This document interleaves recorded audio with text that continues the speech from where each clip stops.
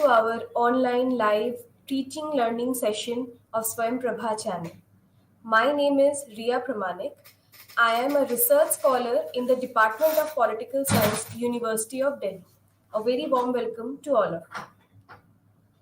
Today we will be learning about the course code of this subject is BPSC 131. In this, we will be learning about Introduction to Political Theory. Political theory is a very important and a very integral part of political science. It is one of the foundation subjects which we need to learn and we need to study. Today, in today's lecture, I will be completing block 1. In this block 1, there is unit 1 which talks about what is politics. In unit 2, we will be learning what is political theory. Both these questions are very much important for learning political theory because this is the foundation of this subject. So, in this session, we will be learning about four things which is present in this table of contents. The first topic which we'll be covering, that is what is politics. In this part, we will be defining politics and we will see how to study politics. The part 2 of this contents is that what is a state. State is an integral part of political theory. So in this part 2, we will be studying about what is Ralph Miliband's view of state. It is very important to learn all these concepts. Apart from that, we will also see what are the elements of state. Apart from this, there will be various forms which we'll be discussing in today's session. Next comes the legitimate use of power. In this part, we will be learning about Max Weber's legitimacy and its use of power. The third part of this session is what is political theory. This whole subject, Introduction to Political Theory, is based on this part in which we will be learning and understanding what political theory means. In this, we will see whether political theory and other interrelated terms often, we mixed and interlinked these terms often, but they are different. So, next comes the approaches in political theory. In this, we will see different kinds of approaches and perspectives through which political theory is being studied since ancient times. In this part, we will be seeing the historical and normative political theory, empirical and contemporary political theory. Let's start with what is politics. In this part, we will be defining politics and see what ways are there to study politics. So, defining politics. The term politics is derived from the Greek word polis, meaning both city and state. As we all know that ancient Greek is said to be the foundation where the main politics emerged. So, the word politics emerged from polis, which means both city and states. In ancient Greek, there were city states which were existing at that point of time. In city states, there were very less population, and it is said that those city states were mainly governed through democratic procedures. If we talk about politics, we often say that politics is rivalries for politicians in their struggle for power.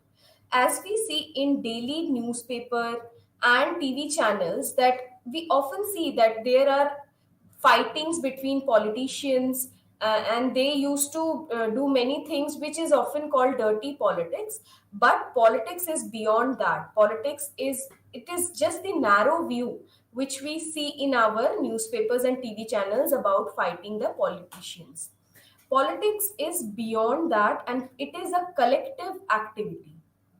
Collective activity, which means that politics need people, politics need individuals who come together in a collective and then they do their work. So it is a collective activity. Apart from that, politics is about power. Power is very important in politics. So it is about power and how this power is distributed among all the power holders. This is very important that we should understand that power plays a very integral part in politics.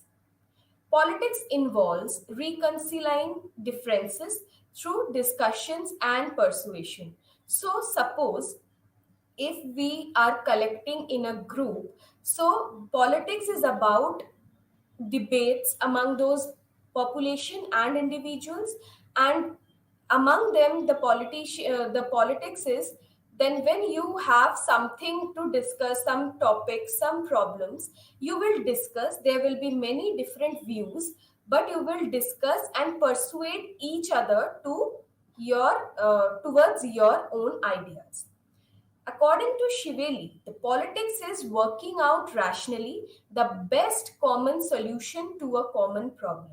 So, whenever we used to gather in a place and discuss about a problem, and according to Shiveli, it is the common rational way through which we find a solution to a common problem.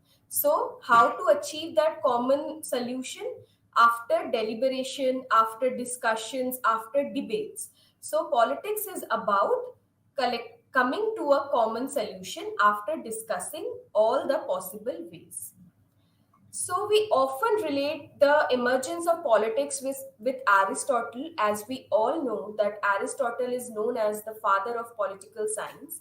According to Aristotle, politics is an inescapable feature of human condition. That means being a human being, you can't escape politics. It is an embedded in your nature, and it is often heard the very famous quote by Aristotle, which says that man is by nature a political animal. So, being born as a human being, politics is embedded, it is inherited because you are a human being. So, you can't escape politics. So, apart from that, Aristotle also says that people can only express their true nature as reasoning, virtuous through participation in a political community. So, for Aristotle, you have to express when you come together in a group, in a debate, you use your reasoning, and through this reasoning and your participation in that political community, you do politics. We have to remember here that for Aristotle, politics was only limited back then in the Greek city states to only landed men. Slaves, women were excluded from politics and political culture. So, at that point of time, when we are studying about Aristotle's period, the politics was only limited to the landed men. Now, what is a state? It is very important to understand what is a state. State plays a very important role, and it is directly linked with political theory. So, we often say that state and government, we often use these words simultaneously, and we often interlinked these words. But state is not same as the government. So, what is state then? State is an agreement of individuals on the means whereby disputes are settled in the forms of laws. So, for a state, you need laws which is bounded to every citizen of that state. So, it is a general agreement among the individuals on the means by which disputes are settled. That means if there is a problem, there is a dispute in the society, agreed, the individuals agreed among themselves, and they formed laws which are codified laws, and by those laws and by following those laws, the individuals come to an agreement, or the justice comes to them. It is a very complex, like state is not, the government is only a element of a state. State is beyond that. It is a complex of various elements which we'll be learning ahead. So there are two types of states. So one is fascist state, which is controlled by a leader.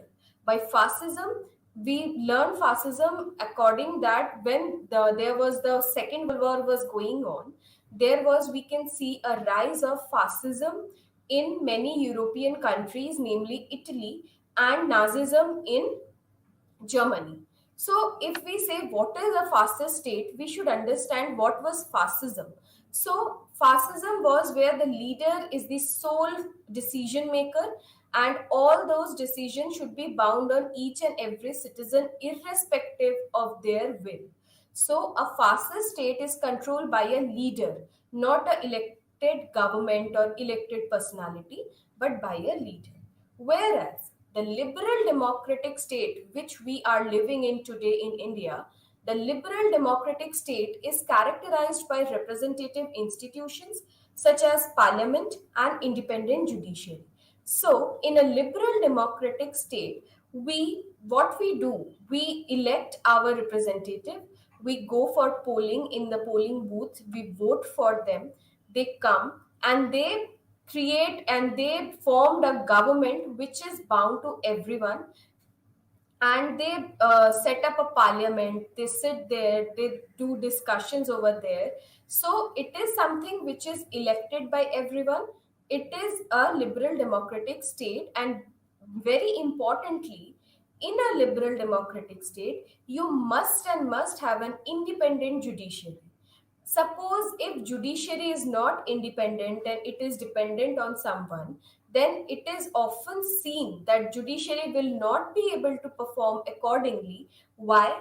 Because there will some kind of pressure on the judiciary to impart justice. So, for justice to be a fair thing, we always need a judiciary which is totally independent and which doesn't have any kind of pressure from someone. Next, move on to elements of state. What state constitutes? How can we know that a state is a state and nothing else? So, these elements are very important to understand. The first element, which is very much necessary for a state being state, is population. Population is very much important for a state because state is made up of the people. There should be individual, there should be people who will constitute a state. So here comes the population, which is known as a citizen of a particular state. So these citizens are given many rights, many freedoms in a liberal democratic state. So the population in any state, they are given many kinds of rights and liberties. So the population, which is known being a part of state, is known as citizens. The citizens are provided with rights, with their right to life. There are many kinds of rights provided to them, and they are different from aliens. Aliens, what do you mean by alien? So, alien here means that those who don't belong to a particular state, who are outsiders. For example, a Britisher will be an alien in India, whereas an Indian is an alien in a foreign country. So there is a difference between citizen and alien. Citizen is the own population of a particular state, whereas aliens are considered to be outsiders. The next important thing for a state is the territory. A state must have a territory which is marked, which divides it, which says, which can divide it with other countries. So, for a state to be state, there should be a proper demarcated line of border or territory which ensures a particular area to be a part of state. So, fixed territory is very essential for a state. Next comes government. Because there are so many people over there living together, there must be a government which should take care of the population, take care of the security of that state. So government is very much important part of state. Sometimes the government is elected in few states, and sometimes it is the leader who forms the government. So to understand government, we must see that there is three types or three organs of a government which used to work in a state. The first one is legislature. Legislature means where the laws are formed, where people deliberate. People here, not common people, but the elected representatives of those population, of the population of a state, they gather, they deliberate on issues, they debate, they discuss, and then they form laws. So, legislature is where the laws are being formed, the decisions are being taken. Next come executive. Executive is very important. Even all these three organs are important, but executive is the one who will implement those laws, the laws being made in the legislature. So the executive, what is the work of an executive?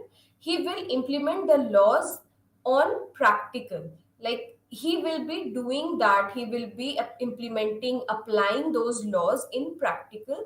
And for example, if we say about a parliamentary system of government, where the prime minister is the head of the government and there is a president which is the head of the state, in that part the executive is the prime minister and his or her cabinet ministers. So executive comprises of the leader, the head of the government, and his cabinet ministers or cabinet council. Whereas in a presidential form of government, the executive consists of the president and his cabinet ministers. So there is a difference between the parliamentary form of government and presidential form of government, where the head of the government differs in both the cases. Next comes sovereignty.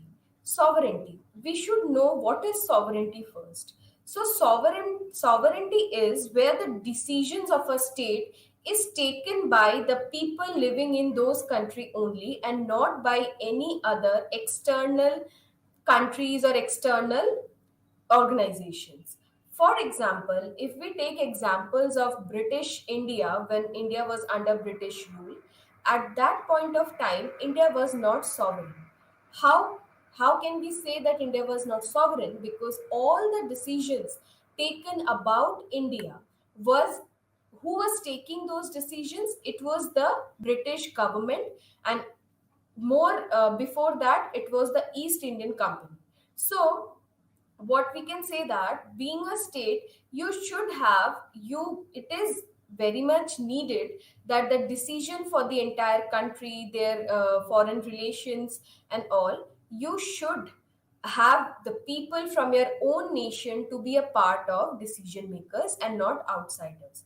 So after independence, if we take example of India, we can see that from 1947 15th of August, we became a sovereign nation, because by from that day onwards we take our decisions on our own and we are not dependent on any outsider or foreign country or like colonizers. Okay, so in a colonization period there were colonizers who was taking all the decisions of a colonized country. So it is sovereignty is the most exclusive element of a state. A state, being a state, it is very much needed that the state should be sovereign. So next come to Ralph Miliband's view on state. Ralph Miliband wrote a book named as The State in Capitalist Society.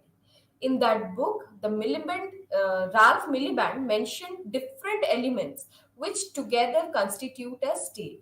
So we should know what, according to Ralph Miliband, a state is.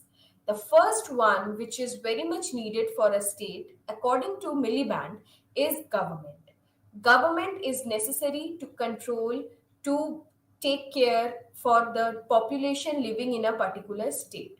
So the first thing which is very much important and very much integral for a state, for according to Miliband, is the government.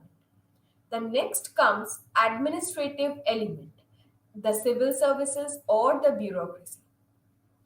To understand this, as we have learned few slides back, that there is a executive which executes the plan, execute the rule, executes the law which is made by the legislature. So to help those executive In those matters to implement the laws, the ground level duty was done by the administrative element, which consists of the civil servants and bureaucrats. So, the work of these bureaucrats is to implement those policies, implements, and then see the practicalities of those policies made by the politicians in the parliament.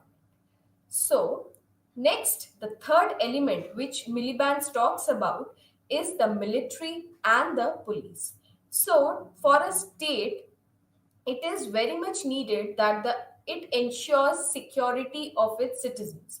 So for the security purpose, military is very important to guard the borders, guard the territories of a particular state, whereas police is very much needed to, in day to day life, there should be some law and order which police used to take care of.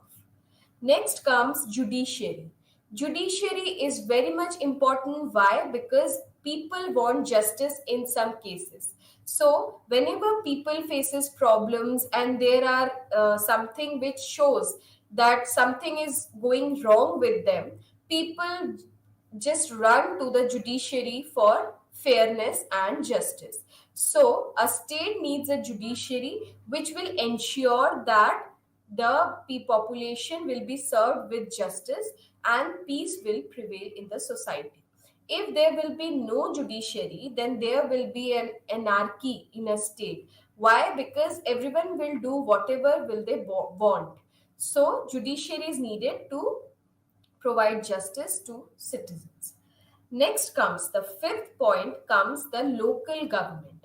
Local government is needed. Why? Because at local level, it is said that many times the top level bureaucrats or the top level ministries don't they are unable to reach that ground level where the problem exists. So local government helps the top level ministries and top level decision makers or policy makers to reach the grassroots level. So local government become the mediatory between the population which is facing the problems in day to day life and the people who are sitting in top levels.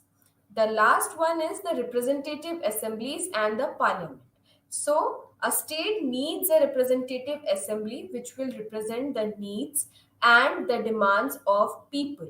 So, whenever we vote for someone, we we elect a representative who can take forward our queries, our demands, our needs. So it is very needed, it is very much needed to have a representative assemblies and a parliament which will look forward or which will take forward the needs, the voice of the local population. Now comes to various forms of state. So since ancient time we can learn that the state emerges with time. So there were tribal states in the ancient time, then become a Greek city states which we have learned.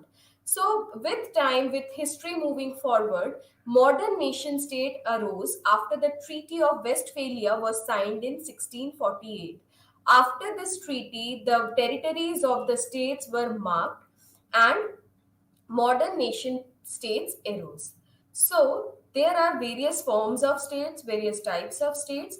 The first one is liberal perspective, through which we can learn how a state is being governed.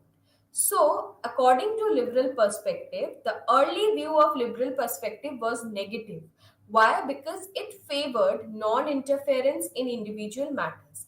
The theory of liberalism talks about individuals and their freedom. So, according to liberalism, one should not interfere in an individual matter. Especially state, it should keep itself away from individual matters and their personal surroundings, because it is seen that it is if it interferes in a personal matter or an individual matter, then it is harming, because it restricts the person to develop properly. So early view of liberal perspective was negative because it favored total non-interference in individual matters. In the 20th century, with time moving on, in 20th century, there was a rise of welfare state which tries to reconcile individual liberty with social good. So, what is welfare state? Which provides individual liberty, individual freedom, but also provides certain resources so that an individual can fully attain liberty or fully attain peace. Next comes Marxist perspective. To understand Marxism, I will briefly tell you about the historical materialism stages. So, Marx says that the society starts with primitive communism, where there were hunter gatherers, tribal peoples who used to hunt, used to pluck fruits and flowers and seeds from the plant, and they used to gather in the evening and distribute equally all the resources, all the food they could hunt that day. So, in that primitive communism, no one was big, no one was rich, no one was poor. All of them were equal because everyone was getting equal food collected by hunter gatherers. The next stages come when there was a revolt in primitive communism. Then the stage come of slavery, slaves. So in this part, the rich in the sense the powerful man used to keep slaves who are bounded and who are made to do many certain things which are very exploitative in nature. When people were totally against this and they were raising voice against it, there was a revolt, and the feudal society, the feudal system, feudalism came into being. So in before Renaissance period, it is said, Marx said that feudalism came. In feudalism there was three types of agricultural people who used to live there. There were rich farmers, rich people who has lots of lands, where they needed people to cultivate those land, and basically they used to hire those people who don't have their own lands and they are bound to work on someone other's land. So rich uh, landowners used to hire these people. The second category of farmers were those who have a limited and a very small piece of land, but they were cultivating their farm, their land on their own. They have not that much of money to hire someone to cultivate their lands. They have a very limited area to cultivate. So what they do, they do that they cultivate their own land. Next comes the third category, which are landless laborers who don't have their own land, and they used to look for work in the fields, in the lands of rich landowners, and they are often considered to be slaves, and they are bounded to follow their views. Views in the sense they are bounded to follow the sayings of the landed class. So after feudalism came capitalism, which Marx says that presently we are in capitalism. So in capitalism, Marx says because of rich is becoming richer and poor is becoming poorer. Briefly, I am telling you this. So in capitalism, what happens is there is a two groups. Marx says about two groups. There is a bourgeois group and proletariat group. So, according to Marx, bourgeois group is the landed class which have many lands and they are capitalist. They have large number of things with them. Whereas the proletariats, he used to say, are workers, land laborers. So they are very poor. So according to Marx, capitalism there are two types and two different categorization of population. One is bourgeoisie and other is proletariats. So it is said that the bourgeoisie used to exploit the proletariat. Specifically, when Marx was discussing all these things, there were the industrial revolution which was in its peak during that time in Europe. So in those time, the Europe was under industrialization, where there were very much need of people to work in a factory, in an industry. So at that time, the proletariats, according to Marx, were heavily exploited. They were very much exploited just to generate profit, which was going not to the proletariats but to the bourgeoisie. So after that, according to Marx, they want, after capitalism, they said that there should be a revolution, and after the revolution, a socialist state will emerge. In socialism, all people will have equal resources, so that there will not be any kind of inequalities. And after the revolution in socialism, there will emerge communism. Communism, we there is a cycle, like from primitive communism to again communism, where the all the resources will be owned by the state and not by any individual, and it will be the duty of state to distribute all the resources equally to the people.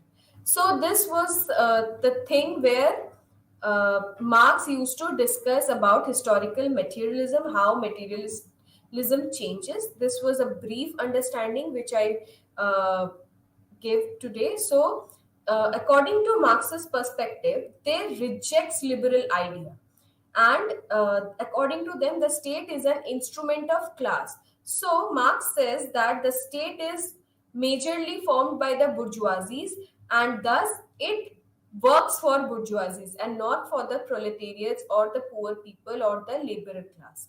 So they said that state is an instrument of class. Further, Marxist says that they want to establish a classless and stateless society through the proletarian revolution. Why? Because they argue that because state is a bourgeois, it is a tool in the bourgeoisie hands, so it is very much needed to just reject the state because it was generating inequalities in the society. Next come feminist perspective. In feminism, there are two kinds, two different views. So, according to liberal feminists, state can play a role in bringing equality among men and women. So, the persons who supports liberal perspective of feminism, they used to say that state can play a very important role in bringing equality. Why equality? Because through representation, through voting, through allowing women into politics, it can bring equality in the society among men and women. Whereas the radical feminist states says that state is an instrument of power and blame unequal distribution of labor. So according to radical feminist, state represents power, and those powers are with the men. So ultimately all the decisions which were taken, all the policies which were being made are unequal in nature, and which creates inequality among men and women. Now come to legitimation of power. Here we will be reading about Max Weber on legitimation. So Max Weber talks about three types of domination or legitimation. The first one is traditional domination. So in traditional domination, Weber used to say that these leaders or the men or women, any person holds power or have legitimation of power because of their traditional background. For example, through traditions and habits, the kings used to dominate over others. How? Because traditionally he is given that power. So the authority has been vested personally or in their families. So, for example, if we talk about kings, the authority is vested in their family or their dynasties, and being a king, he has the traditional power or this traditional domination over the population. Next come the charismatic legitimation. In this, Max Weber says that whenever a person use his or her power, his legitimation to use power, so he or she must be having some exceptional personal qualities displayed by the leaders, so that people, the persons of the state, the citizens of the state used to listen to them. How? For example, to understand this charismatic legitimation of power, we can take example of Mahatma Gandhi from Indian subcontinent. So we can see that how Mahatma Gandhi was loved and how Mahatma Gandhi was very much he was having a figure which was very much worshipped by the population. Why? Because he was having some charismatic powers which bring the mass of entire India together. So before him, nobody could collect or nobody could came together with such a huge population against British government, but he could do that. So he must be having some charismatic qualities, personal qualities. Next come legal rational legitimation. Legal rational legitimation talks about the specific rules to command. So if someone is vested with a power through a rule and people are bound to listen to him, then it is known as legal rational legitimation. Now, come to what is political theory. So, in this part of this lecture, we will be seeing that political theory and other interrelated terms, which is often interlinked and used simultaneously. Next come approaches in political theory. There are many approaches in political theory, which we will be studying now. So many times it is said that political theory, political philosophy, these things are same, but it is not. They are all different. The terms often used simultaneously, but they differs from each other. So about political philosophy. It provides general answers to questions such as what is justice, concept of right, etc. So political philosophy provides us with a general answer. Next thing is that it is a part of normative political theory. We will be learning about normative theory ahead in our session. So I will tell you about normative political theory in that part. Next comes is that it attempts to establish interrelationships between concepts. So political philosophy attempts to establish interpersonal relationships between the concepts. Next come political thought. Political thought is the thought of whole community, like entire population or a typical group of people who creates this political thoughts. It can be in the form of political treaties, scholarly articles, speeches, government policies, and decisions. So, when whatever we see in day-to-day life in newspaper articles, then speeches of politicians and all, we create a political thought after reading and learning about those. Next come political ideology. In political ideology, it is a systemic and all-embracing doctrine. So it attempts to give a complete and universally applicable theory of human nature and society along with a detailed program of attainment. So there are many political ideologies like Marxism, communism, Nazism, liberalism, which we discussed very briefly in today's session in earlier slides. So political ideology used to give a universally applicable theory. It tries to give so that it is applicable to the entire society and not for any particular state or particular area. Now come to political theory, which is often interlinked with all those previous terms like political ideology, political thought, and all. But political theory is different from all those things. So, in political theory, the word political theory is made by two different terms, polis and theoria. Polis means the city states, whereas the theoria means explanation of anything. So, if we see about where there is emergence of political theory, so it is seen that it evolved from Greek city states, which was very small in sizes with very small population. Now comes few definitions of theory, that what is theory? What do we understand by a theory? So theory means an emotional thinking about a subject which tries to give a solution to the problem. So theory includes description of facts, explanation and historical awareness. So we can see that in a theory we try to describe the facts, we try to explain about it. So, apart from that, political theory also helps us understand concepts that shaped our politics. So, in our day to day life, whatever we see in our politics, it tries to understand the concepts in politics. Next comes anything from a plan to a piece of abstract knowledge can be described as a theory. So, for theory, the word theory means anything from a plan to a piece of abstract knowledge. Whatever we do, whatever we discuss, it's whenever it is an abstract in form, piece of abstract, then we can say that it is a theory. Next come, it involves the analytical study of ideas and doctrines that have been central to political thought. So, next come to the next slide, which talks about normative political theory and empirical political theory.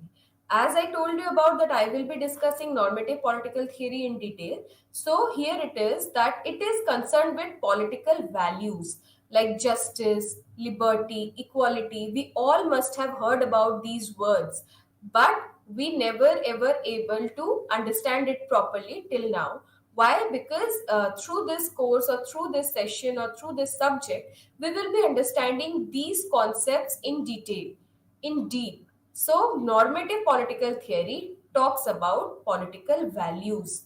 So, in ancient political philosophers like Plato and Aristotle, as we all know that Aristotle is known as the father of political science, as I said in the initial slides of our today's lecture. So I should tell you that Plato was the teacher of Aristotle. So Plato was the teacher of Aristotle and Aristotle was the disciple of Plato. So they talk about how to make a better government. So political theory is about making the society better.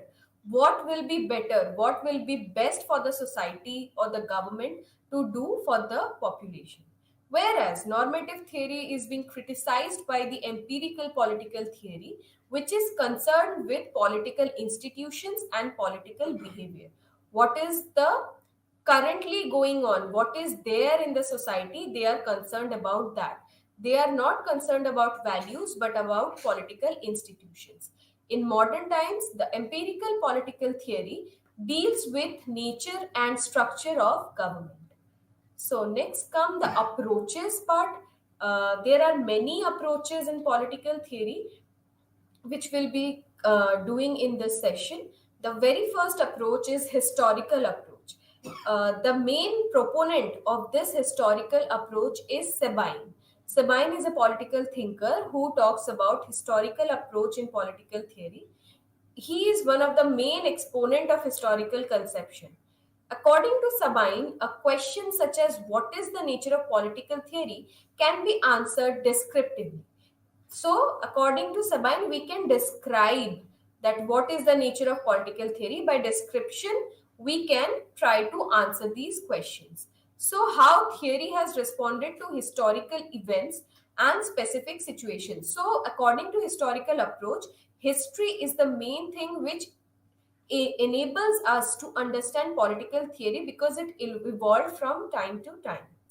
The historical conception also contributes significantly to our normative vision.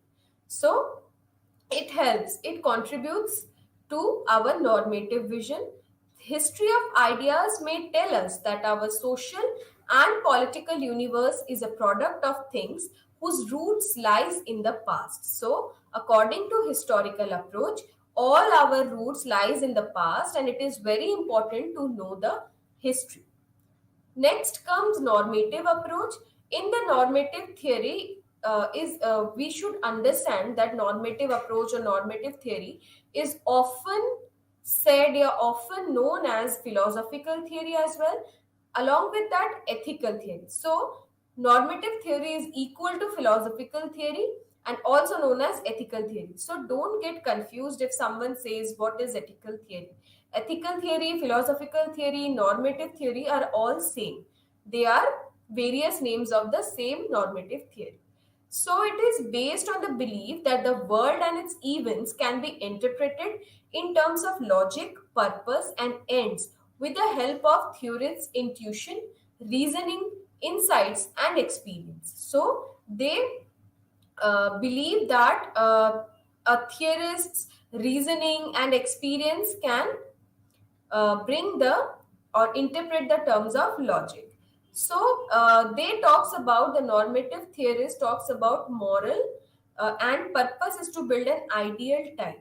So for normative approach, they imagine about a society which will be very just, there will be very much equality, and which will be a best ideal type situation, a best path. So they conceived it as utopia. The word utopia is an imaginary world where all the society will be living peacefully together, happily, and there will be no discrimination on the basis of caste, class, gender, and all. Their people will be very happy. The treatment will be done equally to them. So normative theorists talk about a utopia, which is an imaginary land, imagination, where all things will be perfect. So next come to empirical approach. It derives theories from empirical observation. So whatever you are seeing, whatever you are observing, they said empirical approach says about that is the true thing, and not about, they rejects normative theories utopia. So it emerged in the 20th century. It criticized normative approach, and empirical political theory refuses to accord the status of knowledge to those theories which indulge in value judgments. That means empirical theory rejects value judgments. It don't understand, or it totally rejects the morality values attached to a theory. It talks about value free theory, which makes the political theory scientific and objective. So for example, if we take a normal example about Indian elections and all, so in that, the theory, empirical theory will say that the voting list, then the data, the statistics are important to understand politics, and not the theories which talks about utopia or values and all. So this empirical approach came to be known as positivism, which is based on the principle which could be empirically verified and proved. So they focuses on something which can be verified, which can be, like for example, while experiment which can be verified, like a maths or a scientific formula. Next come contemporary approach. In this contemporary approach rejects all the previous approaches, and it emerged in the time, in the decade of 1980s and 1990s. So it talks about, it gives a reaction which is against the established traditions. Whatever is established till 1980s and 1990s, whatever knowledge is established, they rejects that.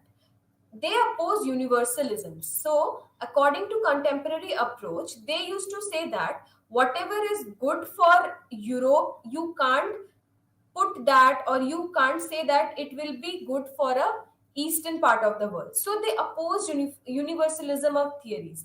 They said that each place is different, and you can't say that everything is universal in that nature.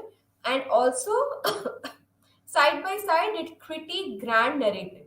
So it is also said as post positivism, in which it calls about value free enterprises as useless, and believe that political theory is an inherently normative, which is supposed to offer prescription and a vision for the future. So this contemporary approach talks about that normative theory is very much important, and without this you can't see the future. So by this, we conclude block one, and to revise whatever we have done till now is that we understood what is politics, how politics emerged. It emerged from Greek city states, and then we learned about Aristotle, what Aristotle talks about human nature, and how politics is important for that. Along with that, we also talked about in today's sessions about states, various forms of states like Marxist state, liberal states, and feminist state, feminist perspective of states. Also, we learned about elements of states. For example, four elements which is very much necessary for a state to become a state. The one is population. Without population, state can't become a state, because state is a group or a combination of individuals. The next point which we talked about, which we learned about state, is the territory. So, for a state, we need a fixed boundary, fixed or marked territory for a state. So, we in earlier times, what used to happen that in earlier times there were no fixed territories, there were monarchies over there. But with the Treaty of Westphalia, we found out that states, they among themselves discussed, and they signed the Treaty of Westphalia, in which they said that they go for a marked territory. So, territory is a very important thing for a state. Next comes the government, which we have learned that government is very important to run a state, in which there were three parts: legislature, executive, and judiciary. So, in legislature, we have learned that it makes laws, it makes policies, and we vote for people to become the member of legislative assemblies in India, for in case, and member of parliament who go to a meeting, they meet somewhere in the parliament or some, and then they discuss about policies being made for us. So they create policies, they make policies, they deliberate upon them, and then the executive comes which implement those policies. So we also have learned that there is a difference between parliamentary form of government and presidential form of government. In parliamentary form of government, the legislature and executive are interlinked. The executive and the legislature members are interlinked. For example, if we take example of India, in India, the prime minister and cabinet ministers are part of both legislature and executive, so they work together. But whereas in a presidential form of government, we have seen that you can't be a part of executive if you are in a legislature, and if you are a part of legislature, you can't become the executive. So if we take the example of presidential form of government in America, in USA, we can say that the president of America is not part of the legislature, whereas the members of legislatures can't become the part of executive. It is the president who choose his cabinet minister on his own, who don't have any link with the judiciary or the legislature. So, apart from that, we have learned that there are various kind of states which we discussed: liberal, Marxist, and feminist.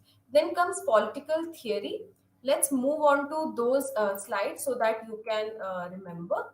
So we talked about that political theory, and there are many interrelated terms like political philosophy, political ideology, and political thought. So we often describe these things with each other, but they varies. Their definitions and their meanings varies from each other. So the first one we have studied is political philosophy, which talks about concepts like rights, justice, and it tries to give general answers. Whereas we also know that it is a part of normative political theory, which we discussed. What is political normative political theory? I discussed in today's class, and we move forward to empirical. So you know that what is normative and what is empirical. So political philosophy comes in normative part. Next come political thought, which we have discussed here. Here we can see that whatever in day-to-day life we learned about politics in newspapers, in speeches, in articles, in government policies, we make a thought. We create a thought which becomes political because we involve politics in that. Next come political ideology.